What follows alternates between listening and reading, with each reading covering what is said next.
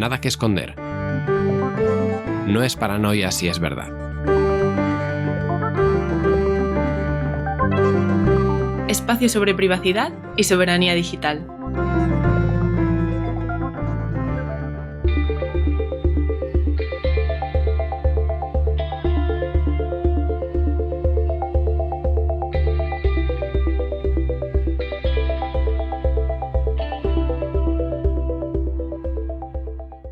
Intelmazón, el supermercado que mejor te conoce. Bárbara, cariño, me voy a la ducha. Ecomodo, ¿puedes bajar la temperatura de la ducha y buscarme los titulares más importantes de la jornada? Por favor. Me voy a informar un poco mientras me ducho. Subiendo la temperatura del agua. ¡Ah! ¡No! ¡Bajar! Ay, voy a tener que cambiar este robot domótico. Cada día está más sordo. Llevo 2 años sin actualizaciones y con la personalización de anuncios desactivada. Así que no he podido recomendarte actualizarme. Bajando temperatura. Narrando titulares. El nuevo sistema Precog de Supermercados Intelmazón, ahora mismo en pruebas, permite a sus clientes recoger el 80% de su compra directamente al entrar en el supermercado. Solo necesitas la aplicación e Inma generará automáticamente tu carro de la compra al reconocer tu perfil en las inmediaciones del establecimiento. Esta medida, aparte de favorecer la eficiencia de la compra, ha generado un incremento en ventas de un 15%, ya que Inma predice los caprichos que no te querrás perder. ¡Wow! Añadir comentario a Ecomodo News. ¡Qué guay! Emoticono de pulgar hacia arriba. Me encanta Intelmazón.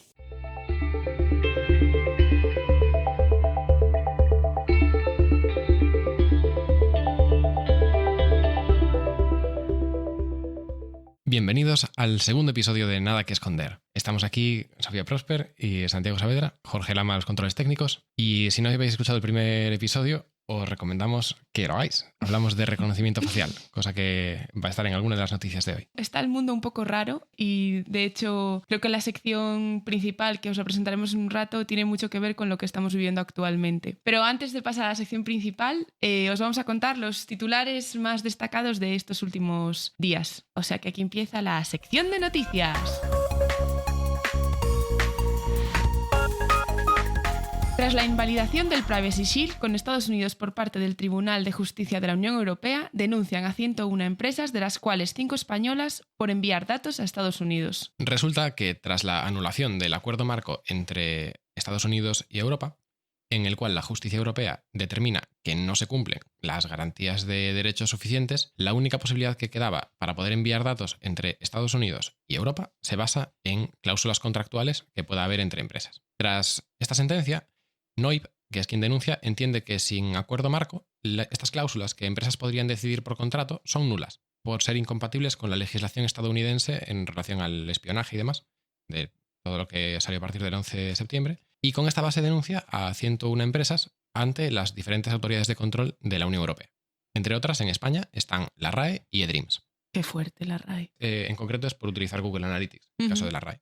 Por transferir, en este caso, datos al país norteamericano sin suficientes garantías legales. A ver, entonces, por hacer un resumen rápido, que a lo mejor las personas que nos están escuchando no saben lo que era el Privacy Shield. El Privacy Shield, o escudo de privacidad, era un acuerdo marco entre Europa y Estados Unidos que permitía que las empresas americanas extrajesen datos de europeos, los tratasen y los almacenasen en suelo americano. Hace unos meses el TJUE dijo que nanay, que el Privacy Shield no era suficiente para garantizar que el reglamento de protección de datos europeos estuviese cumpliendo, lo cual esta determinación del TJUE es un avance para la privacidad de los europeos. Que tampoco tiene por qué ser un problema que empresas americanas puedan tratar datos de europeos. En muchos casos es algo que se lleva utilizando pues porque empresas americanas tenían mejores servicios o servicios más competitivos que otros servicios europeos de la competencia, ¿no? Pues, servicios como Google Cloud, Amazon Web Services. En algunos casos podría ser ilegal utilizarlos desde Europa ahora mismo. ¿Y dónde nos deja esto? Pues en este punto, ¿no? Que ahora mismo hay muchos intercambios previos de datos entre Estados Unidos y Europa que se venían haciendo, que ahora pues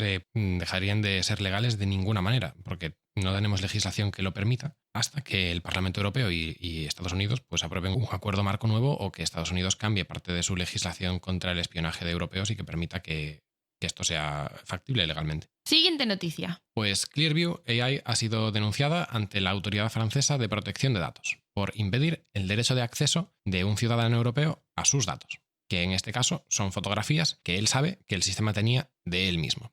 Esto, la verdad, es que es súper lioso. Un ciudadano francés sabe que un sistema de reconocimiento facial tiene datos suyos y no le dejan acceder a ellos. Bueno, ¿os acordáis de este sistema, Clearview, de reconocimiento facial? O si no os suena el nombre, os recomendamos que escuchéis nuestro anterior capítulo sobre reconocimiento facial, porque allí hablábamos de que este sistema podría ser desproporcionado, lo que estaban haciendo, y de lo abusivo de su aproximación.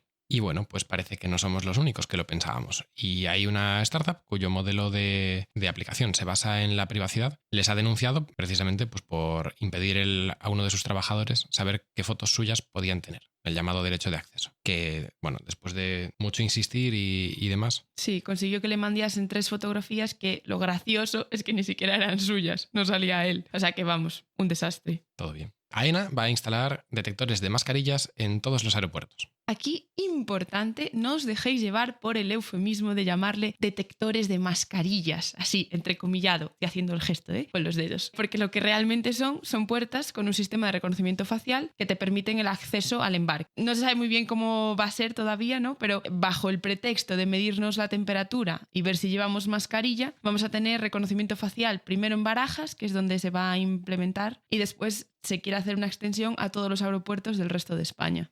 Eso es, en Barajas va a ser el proyecto piloto y mientras tanto, la estación de autobuses más grande de España, la estación sur de Madrid, hace ya 4 años que ha desplegado reconocimiento facial y prácticamente nadie se ha enterado.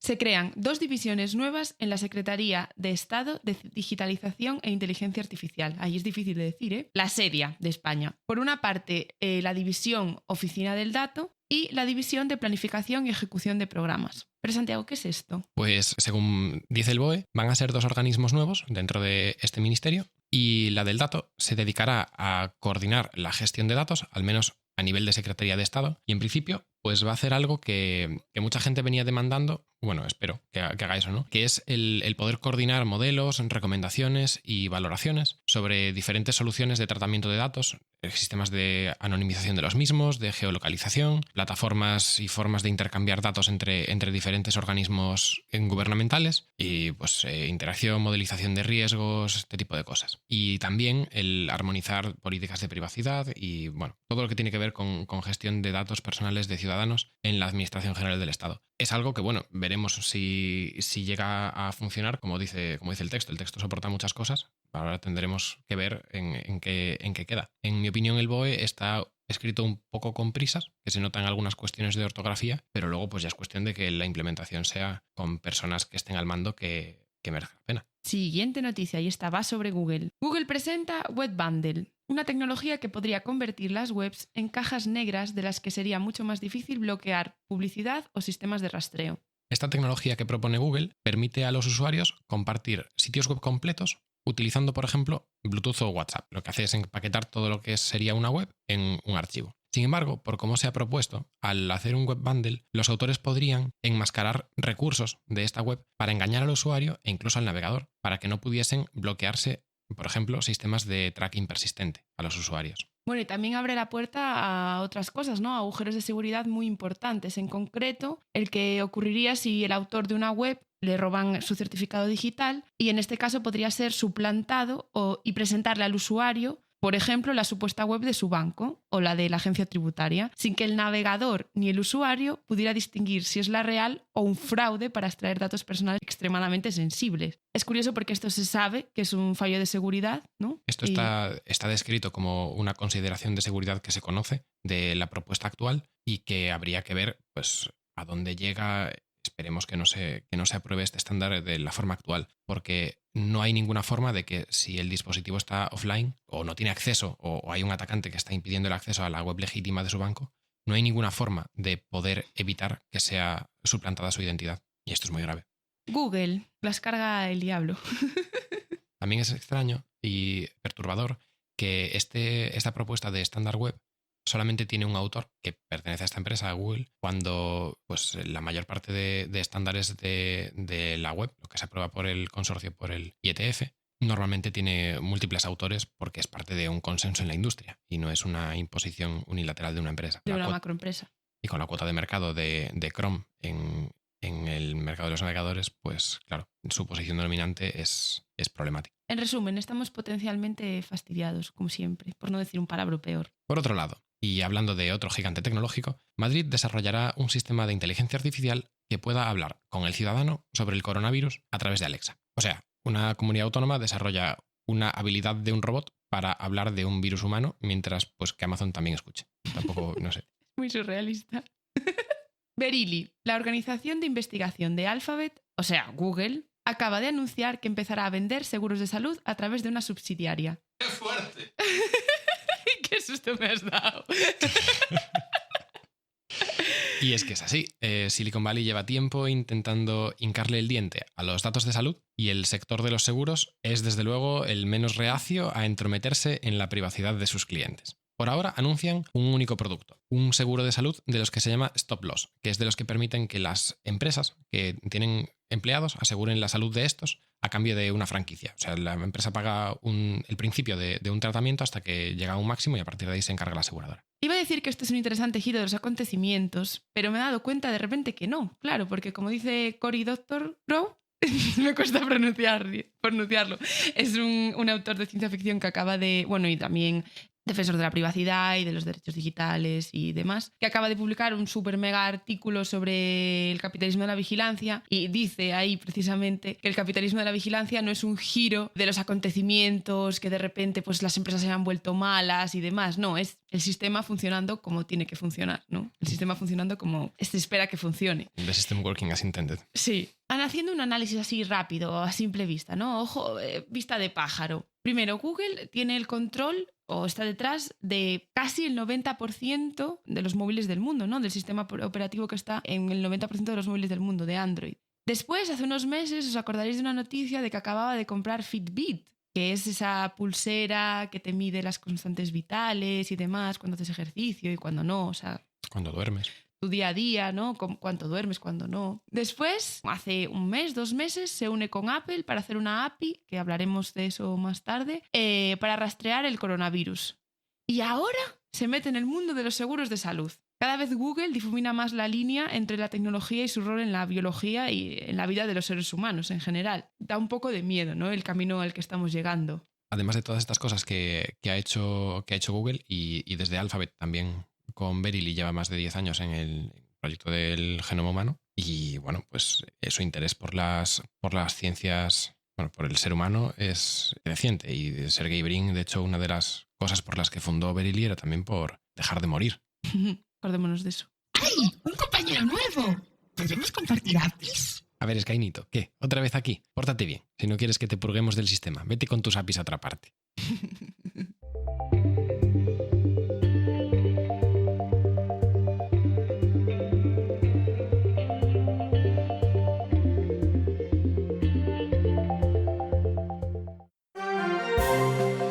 Sección principal. Bueno, y aquí no adivináis de qué va a ser la sección principal de hoy. Santiago, ¿quieres desvelarlo? Ay, ¿de qué será? ¿De qué será la sección principal de hoy? Vamos a dejar a nuestros... Algo que nos preocupa, que no sale de las noticias. ¿Algo relacionado con qué? Bueno, piensa que alguna gente que nos haya escuchado el primer capítulo pensará que podría ser de TikTok, que también es algo que va a ocurrir pronto. No fastidies. Algo que tenemos hasta en la sopa, que de hecho Paloma Llaneza me encanta, que en su Twitter lo llama el coñazo virus. Bueno, lo habéis acertado. Va a ser sobre... Esta sección es sobre Radar COVID, la aplicación que ha sacado el gobierno para poder ayudar en el traqueo de los contactos entre personas para la lucha contra la propagación del coronavirus. ¿Y qué es, Sofi? ¿Qué es Radar COVID? Radar COVID es una aplicación que se instala en los móviles, como todas las aplicaciones.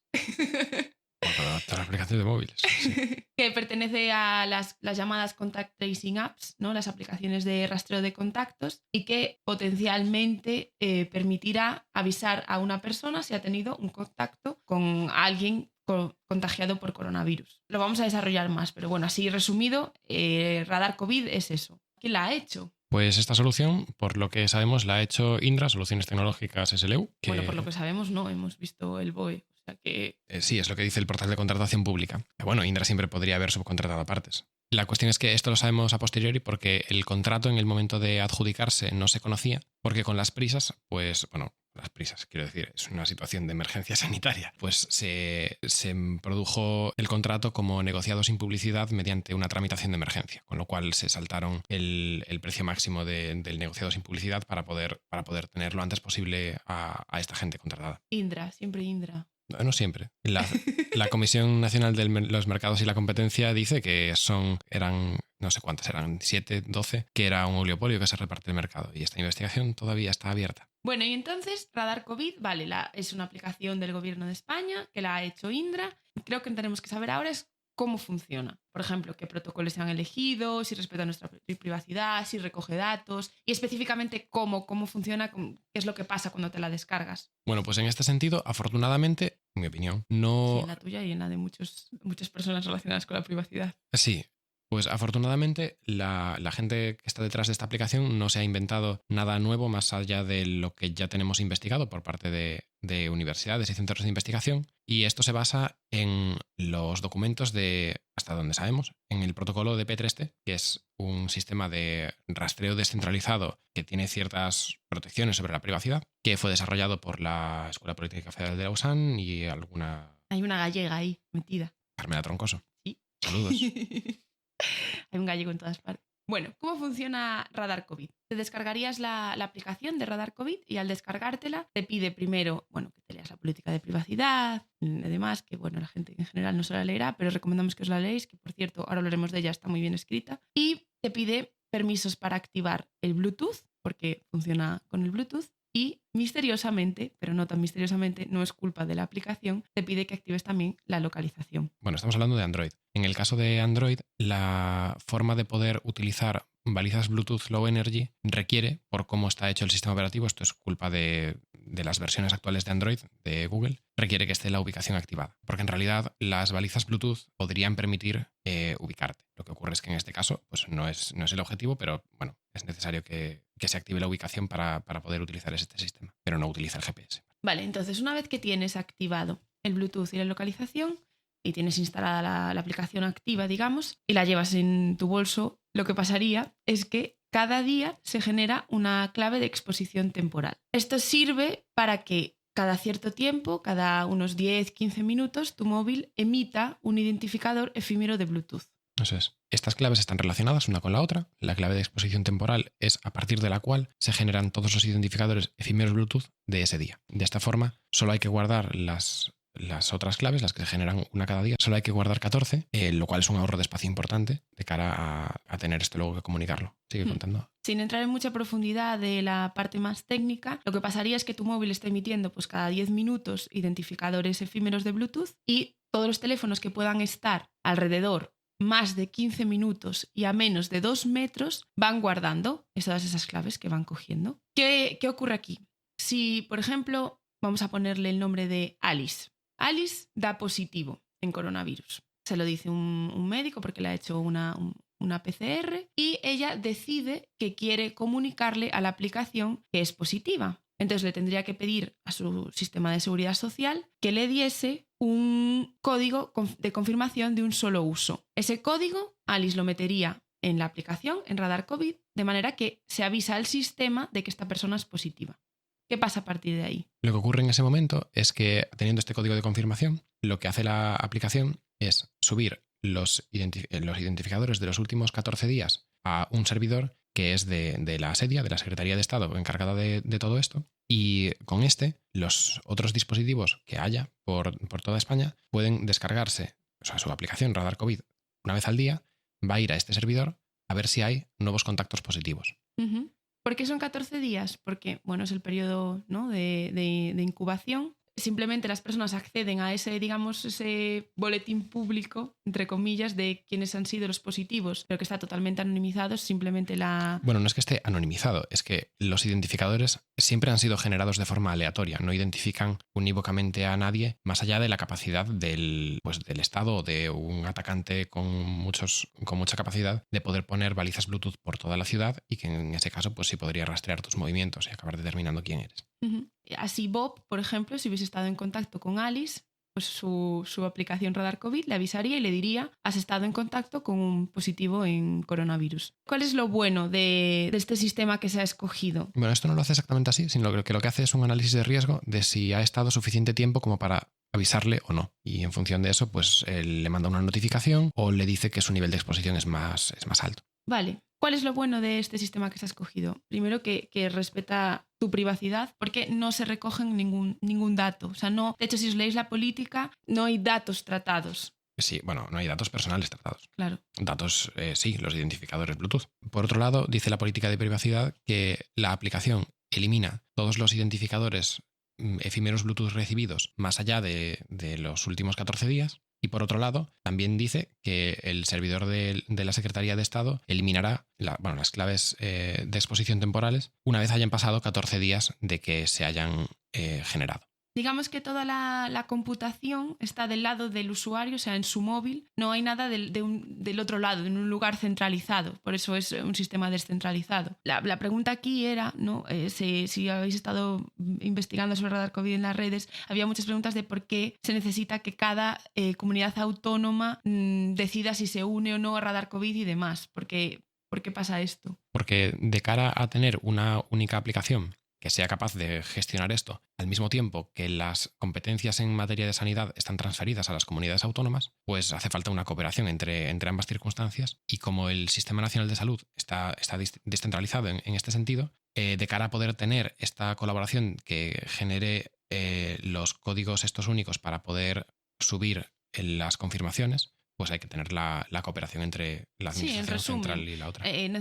Necesitamos la cooperación de las comunidades autónomas porque la seguridad social pertenece a las comunidades autónomas. Cada sistema de seguridad social, si tú estás en Galicia, te lo dará el Sergas, tu clave, y si no, te la dará...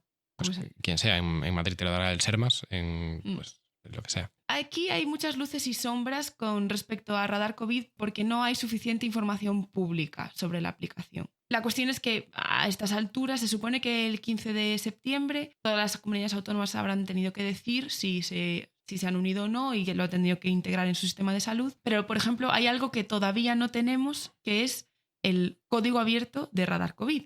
Cosa que además es problemático porque si están utilizando el código fuente de DP3T, que ellos hicieron disponible, en realidad ahora mismo estarían incumpliendo la licencia de uso, porque DP3T es software libre y es copyleft, lo cual requiere que todas las aplicaciones que utilicen su código, pues también sean software libre, lo cual es bastante lógico y razonable, porque al final es una aplicación de salud pública que debería ser auditable por cualquiera. Dice el gobierno que la versión definitiva a partir del 15 de septiembre será software libre, pero bueno, eso no quita que ahora mismo pues sea una irregularidad. Sí, no tiene mucho sentido, porque en realidad, aunque no esté terminada, podría estar el código abierto y tú ver todas las actualizaciones que le van haciendo continuamente, como pasa con Corona One App, que es la de Alemania, o con SwissCovid, que es la suiza, ¿no? Que tú vas viendo todas las actualizaciones que se le hacen en el GitHub. Y que además sería positivo para la ciudadanía también, porque podría alertar ante cualquier problema que estuviese ocurriendo en estas versiones de desarrollo sin tener que esperar a tener que hacer este tipo de llamamiento con una versión ya final que ya esté instalada por una mayoría de usuarios, si llegamos a esto. ¿Y se parece a lo de otros países esta? Pues depende del país. En el caso de Francia, han optado por una solución centralizada que no está basada en DP3T. Hay aquí dos partes, ¿no? Y hay aquí un momento en el que los términos de uso de Radar COVID se confunden un poquito. Es lo único que, bueno, en mi opinión, los términos en general están muy bien redactados, pero esto es, ahí hay un poco de lío. Por un lado está lo que han hecho Apple y Google para hacer factible que se pueda hacer este rastreo, y otra cosa es los diferentes protocolos que se pueden utilizar bajo ese sistema. Sí, digamos que hay varias capas dentro de la misma realidad, ¿no? Eso es. La capa que ponen Apple y Google son las que permiten que el dispositivo físicamente sea capaz de recibir y emitir balizas Bluetooth mientras está con la pantalla apagada y está en reposo. Por otro lado, pues diferentes protocolos pueden querer emitir diferentes cosas o recibir diferentes cosas, y ahí pues cada uno es diferente. En el caso del de España están utilizando DP3T, que es el mismo que está utilizando Suiza, por ejemplo, pero en el caso de Francia o de Polonia... Inglaterra también. Ahora han cambiado el rumbo, pero al principio querían haber hecho también un sistema centralizado. De hecho, a Inglaterra le está costando mucho dinero hacer la aplicación porque han cambiado de aplicación muchas veces. Sí, le están diciendo a Boris Johnson que ya lleva como unos 900.000 libras, claro, que esos son más euros.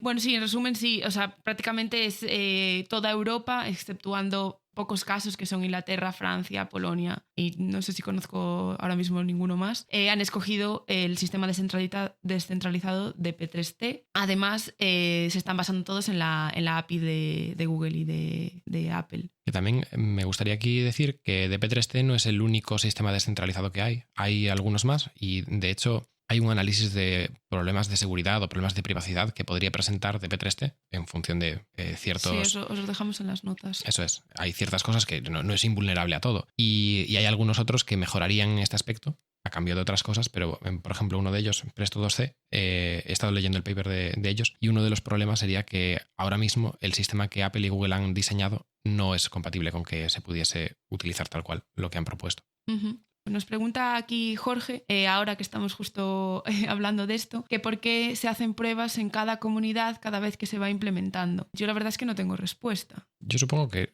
una parte tendrá que ser para comprobar que los códigos se generan y que... Pero es que poco más, no lo sé. A lo mejor para saber cuál es la cantidad de personas que la utilizan en cada comunidad autónoma o cómo se hace. No, y también ver si de verdad, por ejemplo, porque claro, esto... Por mucho que una comunidad autónoma diga, vale, participo de esto, cada médico o sea, cada profesional de la medicina que te trate tiene que ofrecerte, darte este código. Si das o sea, supongo que tendrán que unir el protocolo de PCRs, o sea, en plan de positivo en PCR, te doy el código también, ¿no? Bueno, tiene que unirse los protocolos de sanidad con los protocolos técnicos para que esto funcione. De eso vamos a hablar ahora en nuestra valoración final de Radar COVID. ¿De cuál es? Después de explicar cómo funciona y en general, pues eso es que sí que respeta nuestra privacidad, en teoría, de nuevo decimos, no está liberado el código, no se puede ver, y la API de Google, que luego hablaremos de ella, pues evidentemente es totalmente opaca. Nos gustaría hacer una valoración personal de lo que opinamos actualmente sobre Radar COVID y en general estas tecnologías de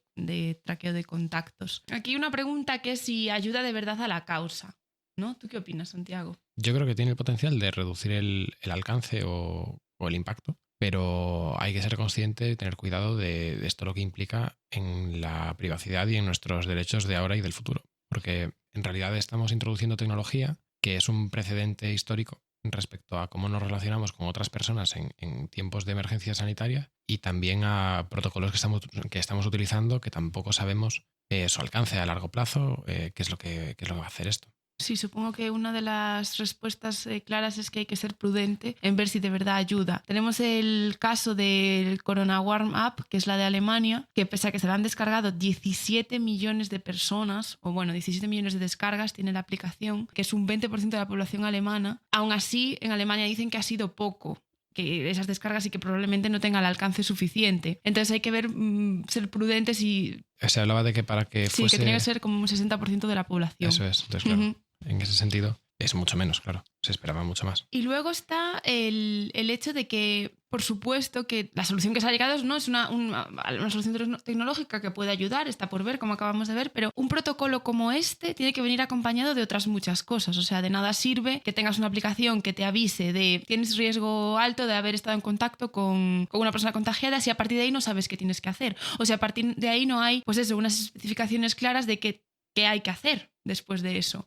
tanto a nivel sanitario como en general, cómo te tienes que relacionar o no. Al final, pues sí, prudencia, quedarse en casa los 14 días, pero todo tiene que venir acompañado de, al final, una acción humana. Y es que además, aunque este podcast va de tecnología y de soberanía digital, también hay que tener en cuenta hasta qué punto llegan los límites de la tecnología y en qué momento pues deja de ser la respuesta a todos los problemas de la humanidad, ¿no? Y en un problema sanitario, pues tal vez la primera respuesta sea la sanitaria. Y en concreto el rastreo de contactos utilizando tecnología, pues a pesar de todo esto, va a tener siempre más problemas que el que se puede hacer de forma humana. Eso siempre está ahí. Siempre vamos a tener que dedicar dinero y recursos a que personas hagan las funciones de rastreo de lo que ha ocurrido, porque al final es también el contacto más humano y el que permite que sepamos qué es lo que está ocurriendo con nuestro círculo cercano. Aquí tenemos una pregunta aquí escrita en nuestro guión, que es ¿qué debería de hacer el gobierno para que nos pareciese de verdad de fiar Radar COVID? Y la respuesta clara para mí es ser transparentes y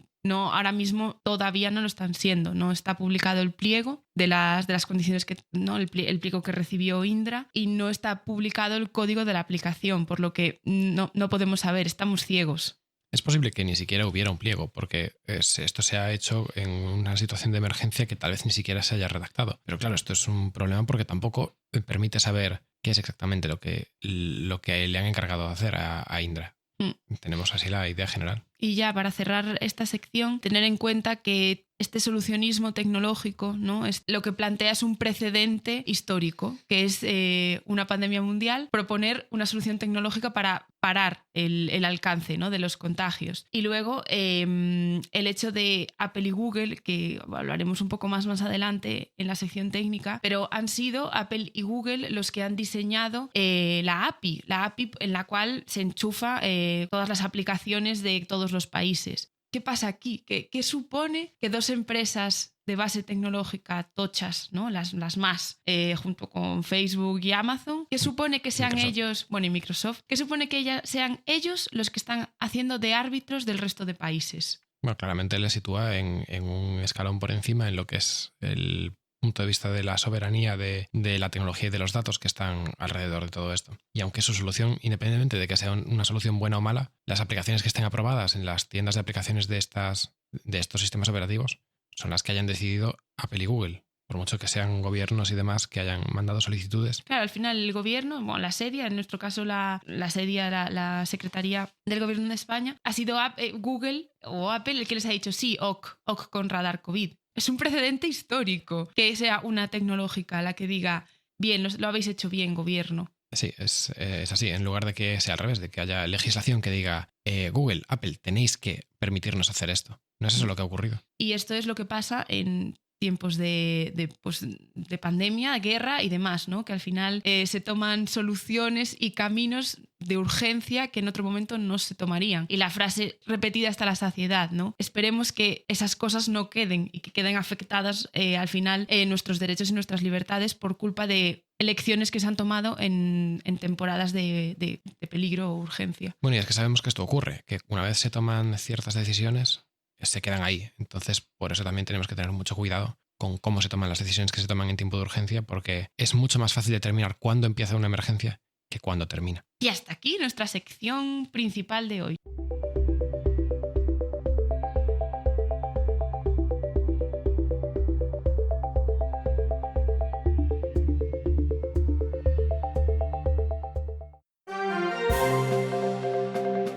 Última hora. Un estudio descubre el origen de la terrorífica corriente actual de libre pensamiento.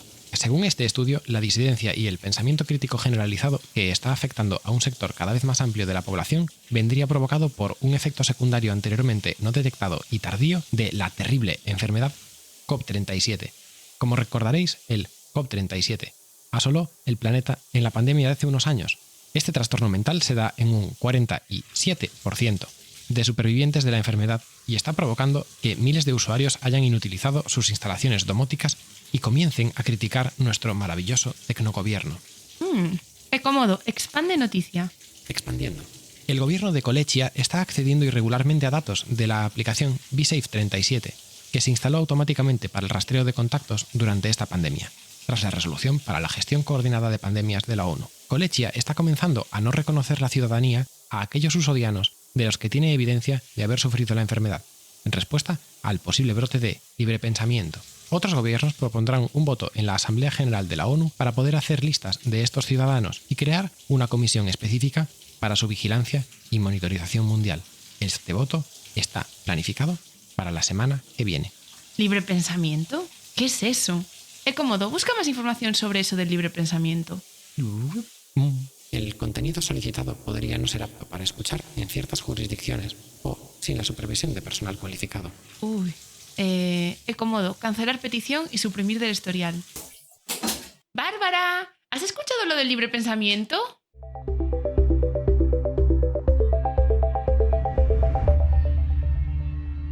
Sección técnica. ¿Y de qué va hoy la sección técnica? Pues hoy vamos a hablar un poco de las APIs, de las APIs en concreto de Apple y Google, pero ¿qué es esto? Que ya que nos vamos a meter en esto, Sofía, ¿qué es un API?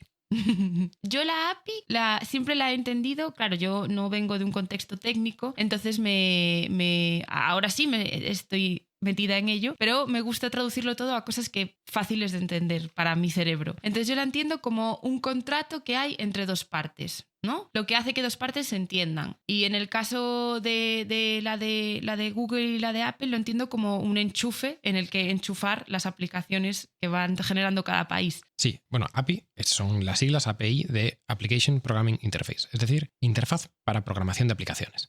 Por tanto, pues es una interfaz. ¿Y qué es una interfaz? Pues es el contrato social que hay entre dos entidades. O sea, por ejemplo, cuando quieres coger un tren, ¿no? Sabes que tienes que esperar a que este se pare en el andén, abra las puertas, tienes que esperar a que bajen los viajeros y tras eso ya puedes subir. Y una vez que estás dentro se cierran las puertas y buscas tu sitio y te sientas, ¿no? Ese sería como ese contrato social que hay. Eso es, y también es parte de ese contrato social pues que luego te avise de la parada. Y de hecho cuando se estropea y alguien se pasa de parada ocurre porque no se preparó para ese cambio de interfaz. También es una interfaz el pago con tarjeta, el proceso de acercar o introducir la tarjeta, poner el PIN o no y pedir o no pues la copia de la autorización de pago. Es otro contrato social más. Ya, pero estas son interfaces con humanos. ¿Se podría decir que estos son APIs? No, las primeras dos palabras son el kit. Un API es una interfaz que sirve para programar aplicaciones. Es decir, es una interfaz que puede utilizarse sin intervención humana, sin conciencia, por otras automatizaciones o otras cosas que puedan automatizarlas. Por ejemplo, un cajero, una persona humana, un cajero humano de un banco, cuando le pides retirar dinero de tu cuenta, lo que tiene que hacer, o lo que tenía que hacer, es un apunte en tu libreta desde un ordenador, utilizando una interfaz, probablemente con teclado y ratón, con la que podía hacer ese cambio. Sin embargo, un cajero automático lo que va a utilizar es un API, una interfaz automática, para que haga ese apunte en tu libreta. También es una interfaz, pero es una interfaz estándar y automatizado. Y hablando de APIs en el contexto de este programa, ¿cómo sería la de Google y la de Apple que ha permitido esa unión histórica entre los dos gigantes? Que, por cierto, Google es... O sea, la gestión de la privacidad en ambos empresas es completamente distinta. Es histórico que se hayan unido para algo así. Sí, sí. ¿Cómo sería la de, en este caso, la que permite el radar COVID? Pues en el caso de la de Google, se llama Exposure Notifications. Lo que ocurre es que en la mayoría de teléfonos Android hay una aplicación de Google llamada Servicios de Google Play o Google Play Services. Eso es lo que tú nunca tienes, ¿no? Eso es lo que mi móvil no tiene. Sí. Esta aplicación contiene APIs que Google pone a disposición de otras aplicaciones para poder utilizarlas. Y es de las que hablan muchas veces como si fueran parte de Android, pero que en realidad son cosas concretamente de esta aplicación. Pues, por ejemplo, cosas como lo de la ubicación fusionada de forma que gaste menos batería y demás. Y en este caso, no es un API que cualquiera puede utilizar. La aplicación esta de servicios de Google Play valida quién la está utilizando. Y solo las aplicaciones que Google autorice pueden hacer uso de esta API. Entonces, ¿yo no podría hacer o encargar una aplicación que utilice las Exposure Notifications de Google? No. Por cómo lo han hecho, tienes que enviar un formulario por escrito y Google comprueba quién solicita estas peticiones, lo valida una persona y comprueba que quien está solicitando pues, estas acciones del contrato social, ¿no?, de esta API está autorizado dentro de una lista para que solo las aplicaciones oficiales de países puedan hacer uso de esta tecnología. O sea que lo que pasa es que cada país está haciendo este formulario y pidiéndole permiso a Google o a Apple. Exacto. Vale. Sí, esto también es pues para tratar de mitigar posibles malos usos del API, porque al final, aunque esto se pueda utilizar para implementar DP3T, también se podría utilizar para... Bueno, el API es mucho más abierta, entonces daría la posibilidad de que sí se hiciese una aplicación para rastrear de verdad a individuos, utilizando esta misma tecnología. Claro, que alguien se hiciese pasar por un gobierno y pidiese este permiso si no hubiera de verdad como una comprobación. Claro, es que si el API fuese abierta no tendría que hacerse pasar por un gobierno. Podría ser como el API de utilizar la ubicación, que simplemente... Por eso esta API no va a ser nunca código abierto, probablemente. Hay una parte que Google sí ha liberado de referencia de cómo está esto implementado para dar cierta confianza. Sí. Lo que pasa es que, claro, no van a liberar la aplicación de servicios de Google Play porque contiene pues, otras cosas que no... ¿Y qué permite esta API entonces? Las aplicaciones autorizadas pueden solicitar, emitir y recibir mensajes como balizas de Bluetooth Low Energy, que es la tecnología por la que se han decantado para el rastreo de contactos sin geolocalización. Y lo hace utilizando pues, unas medidas restringidas en las cuales al API tú le dices cómo se generan los identificadores anónimos, cada cuánto tiempo se generan. Recordemos que los identificadores anónimos era eso que va emitiendo tu teléfono cada 10 minutos y otros teléfonos registran. Eso es, sí, me refiero a los identificadores efímeros Bluetooth. Se los mandas a esta API, los va emitiendo y generando. No permite el acceso directo a todo lo que podría ser toda la funcionalidad de Bluetooth Low Energy. Eso sigue estando restringido solo a aplicaciones que estén funcionando, o sea, que estén con la pantalla encendida, bueno, lo que ya eran las restricciones antes de que existiera todo esto, que eran las razones por las que no funcionaba. Y una última pregunta para cerrar la sección técnica. O sea, ¿esto es seguro? ¿Nos da confianza en la defensa de, digamos, de la privacidad de los usuarios? Claro, decías tú, claro, esto lo bueno es que solo pueden utilizar países. Oficiales. Ahora mismo sí, pero la tecnología que ya han desarrollado Apple y Google para hacer esto es lo que acabamos de decir, ¿no? Lo que permite es que se desarrollen otras aplicaciones que sí permitan el rastreo masivo. Entonces, sí, digamos que, en resumen, el precedente está ahí. La tecnología está desarrollada. Uh-huh. Ahora ya es una cuestión de confianza, de que no se vaya a utilizar para algo malo. Y además ya sabemos que Google es capaz de actualizar los servicios de Google Play de forma que este tipo de APIs pueden estar disponibles incluso en versiones antiguas de Android sin tener que actualizar el sistema operativo. Lo cual está muy bien desde el punto de vista de este caso, ¿no? De la emergencia sanitaria, pero también sienta un precedente de cómo se pueden hacer acciones de rastreo masivo en el futuro. Y esto pues, puede ser problemático más adelante. Y hasta aquí el programa de hoy. Con este ya van 2 programas y esto establece una periodicidad. Así que esperamos escucharos en el siguiente. Y como decía la arquitecta Eileen Gray, de la que os recomiendo que investiguéis un poco si no la conocéis, para crear, primero se ha de cuestionar todo. Gracias por escucharnos. Muchas gracias.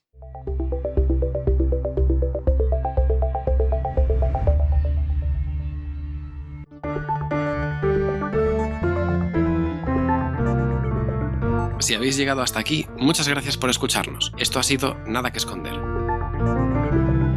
Espacio sobre privacidad y soberanía digital.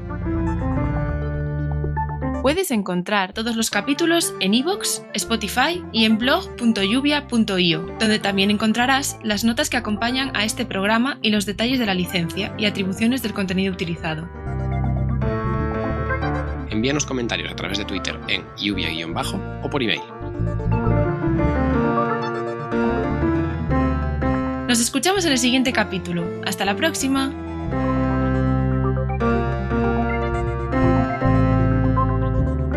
Hasta la próxima. ¿Quieres traquear tus constantes vitales y las de tus seres queridos?